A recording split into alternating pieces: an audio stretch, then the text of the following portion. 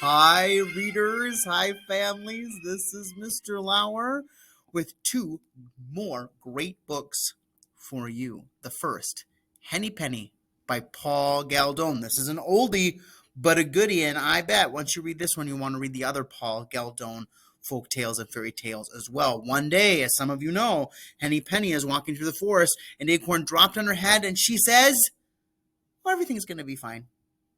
No, she doesn't, does she? An acorn drops on her head and she says, "Oh, I think I should go to the supermarket." No, what does she say? Acorn drops in her head and she says, "The sky is falling." And in this great folk tale that's been told from generation to generation, she goes on her way to see the king to tell him that the sky is falling. As she goes on her way, seeing animal after animal, she finds one animal that promises to take them straight to the king. But as we know from lots of folk tales, never trust a fox. Folk tales are a great way, adults, to look at the different elements of storytelling and to really work with that repetition. There's great opportunities for students to do lots of prediction here and for them to even retell what's happening in the story. The second story is a special one. And I want to actually read the first couple pages. This is Boy and a Jaguar by Alan Rabinowitz.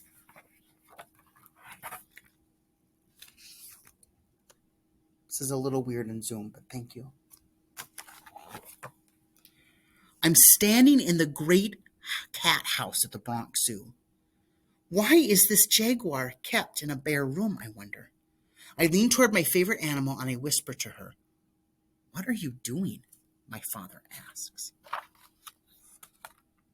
I try to explain, but my mouth freezes, just as I knew it would. I am a stutterer, and if I try to push words out, my head and my body shake uncontrollably. The teachers at school put me in a class for disturbed children.